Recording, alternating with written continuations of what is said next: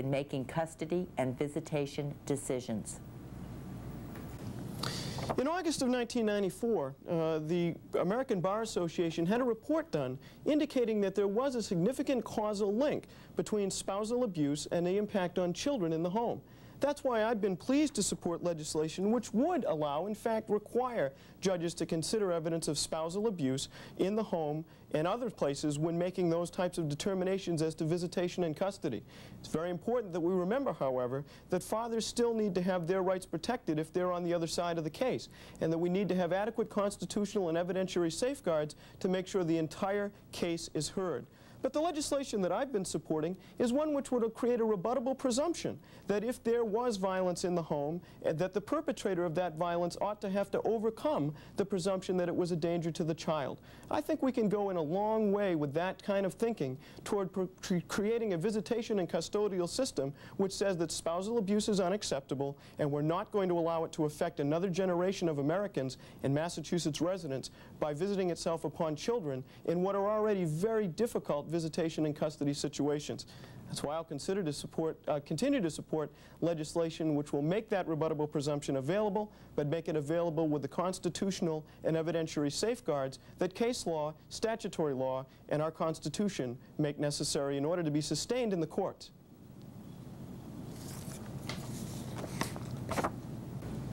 People who can't be trusted to make wise decisions shouldn't be judges.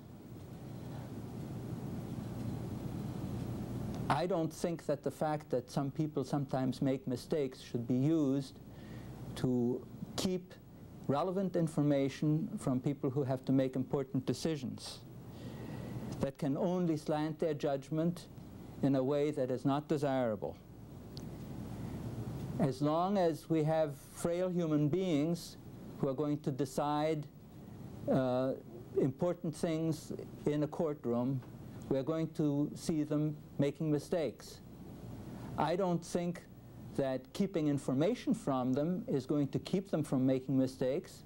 I don't think that punishing them or threatening them in any way is going to keep them from making mistakes. I think that the most important thing that we can do for people is to let them have all the relevant information and let them decide in a mature way. The fifth question is, do you think education reform has benefited education in your district? Please explain. Education reform has been one of the most significant pieces of legislation acted on by the Massachusetts legislature in the last decade.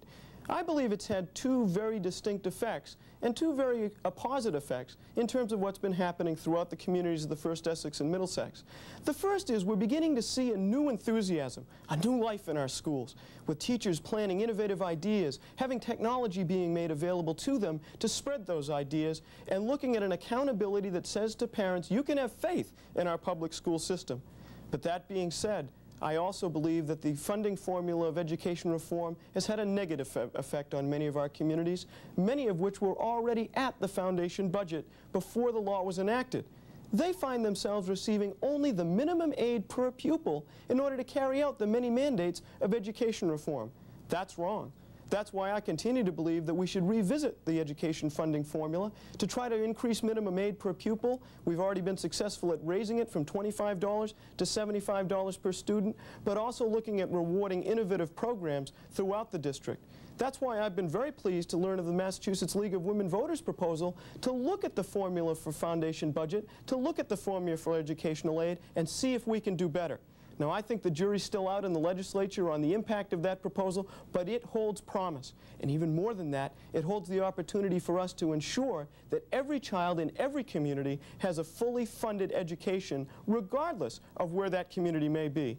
That's what the law was all about to begin with, and I think we need to continue to strive to meet the original goal, not only of the Murdoch case, but of the Education Reform Act of 1993.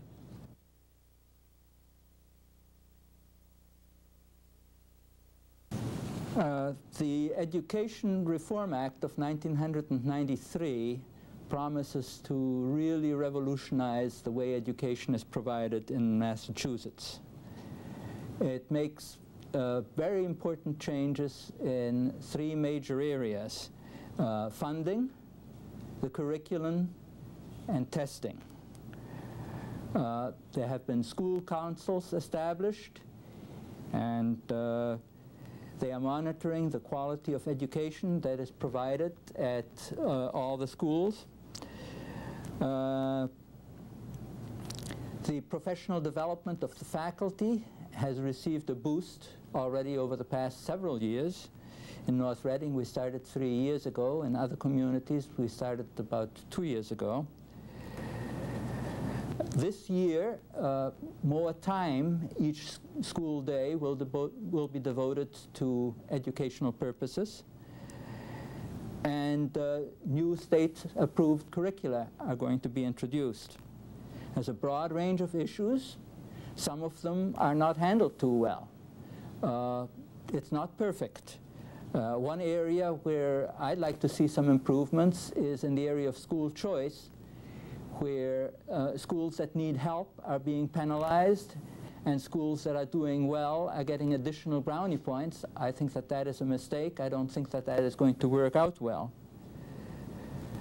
Testing requirement may have a very ambitious timetable that is too ambitious for me, but it is a very important thing to have. It is good, so that we will be able to tell when the school system is not working properly. We are now able to measure what the school system, what the product is that the school system provides. The sixth question is, what measures would you favor to alleviate the burdens on homeowners brought on by the new Title V septic system regulations? Title V has been a threat to over 650,000 homes in Massachusetts. A threat because it challenges the very equity that most folks have in their homes, which is the most significant investment most of us will make in our entire lives. That's why we've had to work very hard, first of all, to make the regulation more comprehensive than its original rewrite almost a year ago now. In fact, I worked very, very hard with two other senators, Senators Hedlund and Tassay, to make revisions to the law which were adopted last July. Those revisions essentially make Title V a performance-based system rather than a mere technical set of requirements, allowing deviations to be made if a system is performing and not polluting the groundwater, which was the intent of the law. We continue to look at situations for condominiums, for commercial systems, where we could do better toward making Title V a performance-based regulation. But in addition to that, we all know that regardless of what kind of a regulation we have, folks are going to need to pay for it, and it's going to be costly. That's why I've been continuing to be a proponent, and will continue to be a proponent, of the alternative types of technology, like the BioClear, like the ChromaGlass, like recirculating sand filters, systems which create good quality treatment and don't overtax our environmental resources. And what's more, they're even more environmentally cost-effective than some of the large-scale treatments that have been recommended previously by the government.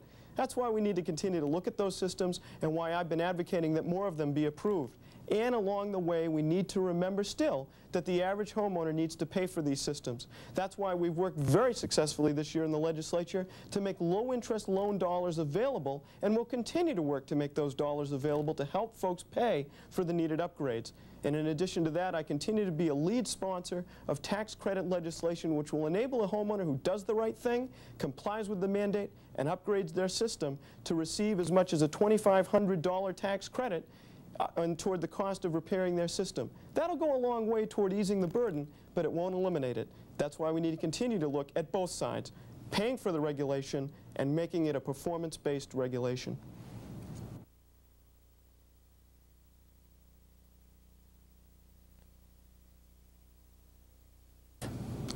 Title V requires your septic system to meet federal standards when you sell your home. That can cause a hardship if your septic system isn't working properly. You have to fix it, and that can get to be quite expensive. Actually, the time at which this kicks in, the time when you sell your house, is probably one of the more convenient times that you can find to fix things like a septic system. The house will be vacant for some time, and money passes hands, resources are available.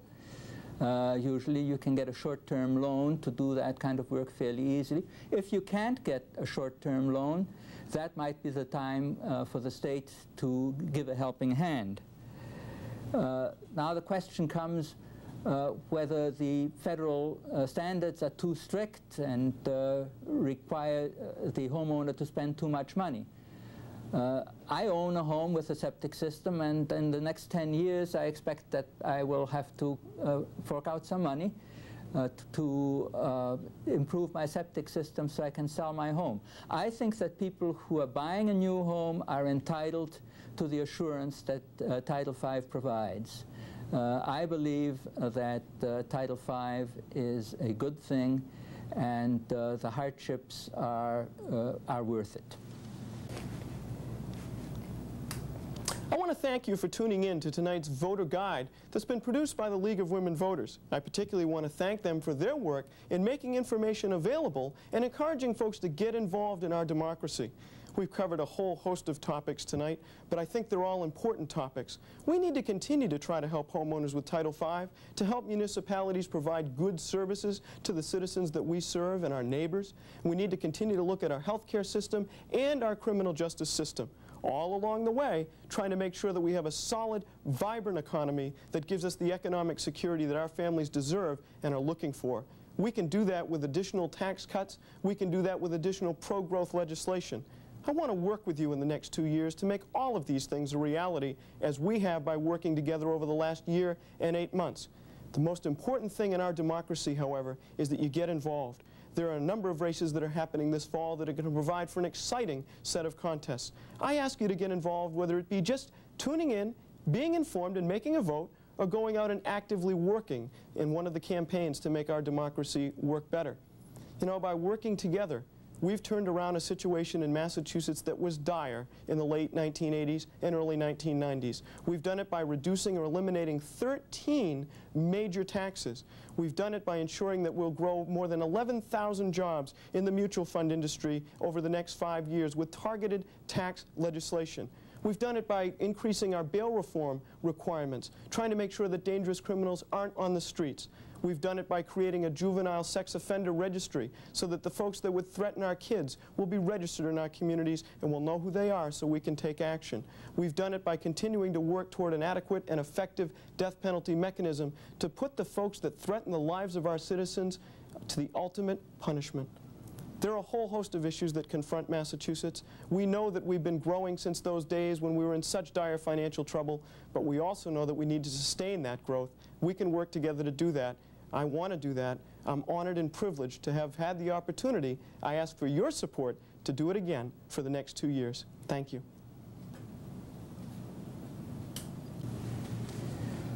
Now that I've told you about myself and about who I am and where I come from, let me tell you a little bit about the things that I believe. We have a great constitution in this country. It was written over 200 years ago, and it's still the governing document of the town. I think that Thomas Jefferson did a terrific job. But there are a lot of people in this country, millions of people in our inner cities particularly, but all over the country, who've been left out in the cold. And we've got to worry about them. That doesn't mean we need to change the Constitution, but it means that we need to do more. And what we need to do more are the things that private industry has not been able to do over the past 100 years. We need to fill in. We need to stabilize the economy. We need to provide more jobs, better jobs for people. Let's remember that back in the 60s, we were engaged in big programs.